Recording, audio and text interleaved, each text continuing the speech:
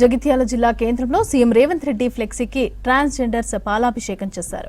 Municipal elections లో transgenders పోటీ కోసం అవకాశాలు పరిశీలించాలన్న సీఎం కామెంట్స్ పైన హర్షం వ్యక్తం చేశారు. తమని గుర్తించి అవకాశం కల్పిస్తూ ఉండటం పైన ఆనందం వ్యక్తం చేశారు. ట్రాన్స్జెండర్స్ ను గుర్తించిన మొదటి ప్రభుత్వం కాంగ్రెస్ ఏనని అన్నారు. ఇప్పటికే ట్రాన్స్జెండర్స్ ను ట్రాఫిక్ వాలంటీర్లుగా, మెట్రోలో హోంగార్డ్స్ గా ఫ్రీ బస్సు సౌకర్యాలు కల్పించిందని తెలిపారు. సమాజంలో ట్రాన్స్జెండర్లు గౌరవప్రదంగా జీవించే విధంగా కృషి చేస్తున్న సీఎం రేవంత్ కు కృతజ్ఞతలు తెలిపారు. ప్రశాంతి, నేను ఒక ట్రాన్స్ ఉమెన్. నేను జగిత్యాల జిల్లా నుంచి మాట్లాడుతున్నాను. నిన్న చూసుకున్నట్టయితే మన గౌరవనీయులు ముఖ్యమంత్రి వర్యులు రేవంత్ అన్న గారు మా ట్రాన్స్జెండర్లను మున్సిపల్ కార్పొరేషన్ ఎన్నికల్లో మమ్మల్ని కూడా పోటీ చేసే విధంగా మాకు అవకాశం ఇచ్చినందుకు చాలా చాలా ధన్యవాదాలండి.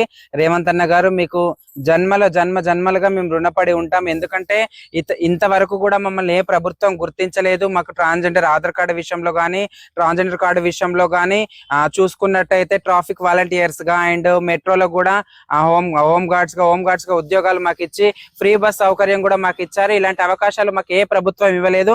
మొదటిసారిగా కాంగ్రెస్ పాలనలో మన రేవంత్ అన్న గారి అవకాశాలు మాకు ఇవ్వడం చాలా గర్వపడుతున్నాం. ఎందుకంటే మీ ప్రభుత్వం వర్ధిల్లాలి, కాంగ్రెస్ ప్రభుత్వం నిండు నెలలు చల్లగా వర్ధిల్లాలి.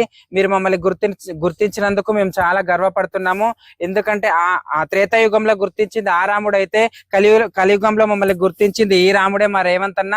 సో ఈ విషయానికి మేము చాలా గర్వపడుతున్నాము. మీకు జన్మలుగా మేము రుణపడి ఉంటాము కాంగ్రెస్ ప్రభుత్వానికి.